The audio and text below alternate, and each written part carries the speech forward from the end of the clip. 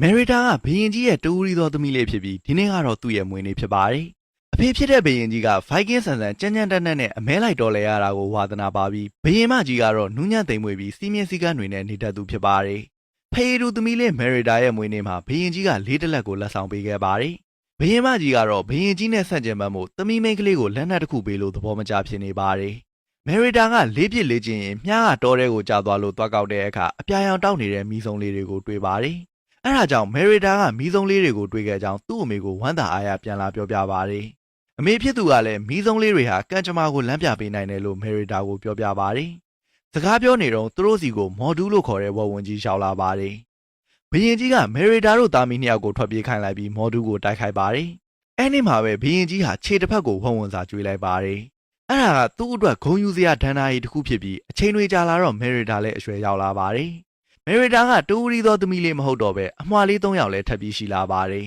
။ပေါက်စာလေး၃ယောက်ကအမွှေစိန်တွေဖြစ်သလိုသမီးအကြီးဆုံးမယ်ရီတာကလည်းစံပြအနေနဲ့စီကံမလိုက်နာတဲ့သမီးတစ်ယောက်ဖြစ်လာပါတယ်။မိဖုရားကြီးကသူ့လိုဖြစ်လာဖို့မင်းသမီးတစ်ယောက်မှရှိသင့်ရှိထိုက်တဲ့ပုံစံတွေထိမ့်သိမ်းရမယ့်တာဝန်တွေနဲ့နူးညံ့သိမ်မွေ့မှုတွေအကုန်လုံးမယ်ရီတာကိုအမြဲတင်ပေးပါတယ်။ဒါပေမဲ့ရွှေချမ်းရည်ကြိုမယ်ရီတာနဲ့သူ့အမေကဗျာဒတလန်းတန်တလန်းလိုကွာခြားလာပါတယ်။မယ်ရီတာကသူ့အမေရဲ့တင်တန်းကိုမတက်ရတဲ့နေ့တွေမှာတော့သူကြိုက်တဲ့အတိုင်းပြုမှုတတ်ပါတယ်။တောထဲကိုမြင်းနဲ့ထွက်သွားပြီးမြှပစ်လေးခြင်းသွားကျင်တဲ့နေရာတွေကိုစွန့်စွန့်ဆဆနဲ့သွားလာပါတယ်။တညမှာတော့မိဖုရားကြီးကမယ်ရီတာကိုသူတို့တိုင်းပြည်ရဲ့ခေါင်းဆောင်မျိုးနွယ်စု၃စုတဲကတားတယောက်နဲ့ထိမ်းမြပေးဖို့စီစဉ်ပါတယ်။မျိုးနွယ်စုကသားတွေကမယ်ရီတာကိုရဖို့ရှင်ပြန်ကြရမှာဖြစ်ပါတယ်။မယ်ရီတာကတော့လက်မခံတာကြောင့်မိဖုရားကြီးကသူ့ရဲ့တပြားဟောင်းကြီးကိုဖွင့်ပါတယ်။အဲ့ဒါကတော့သူပြောပြနေကြပုံမြင်တစ်ပုဒ်ပဲဖြစ်ပါတယ်။ဟိုးရှေရှေတုန်းကတရားမျှတပြီးပြည်သူတွေကချစ်ခင်ကြတဲ့ဘုရင်ကြီးတစ်ပါးရှိပါတယ်။ဘုရင်ကြီးကအသက်ကြီးလာတော့သူ့ရဲ့တိုင်းပြည်ကိုသားလေးယောက်ကိုခွဲဝေပေးခဲ့ပါတယ်။သားလေးယောက်ကတိုင်းပြည်အေဂျင့်တာယာမှုအတွက်ထောက်တိုင်တွေဖြစ်ရမယ်ဆိုတဲ့ရည်ရွယ်ချက်နဲ့ခုလိုခွဲဝေပေးခဲ့တာဖြစ်ပေမဲ့သားအကြီးဆုံးကတော့တိုင်းပြည်တစ်ခုလုံးကိုသူ့တယောက်တည်းအုပ်စိုးခြင်းနေပါတယ်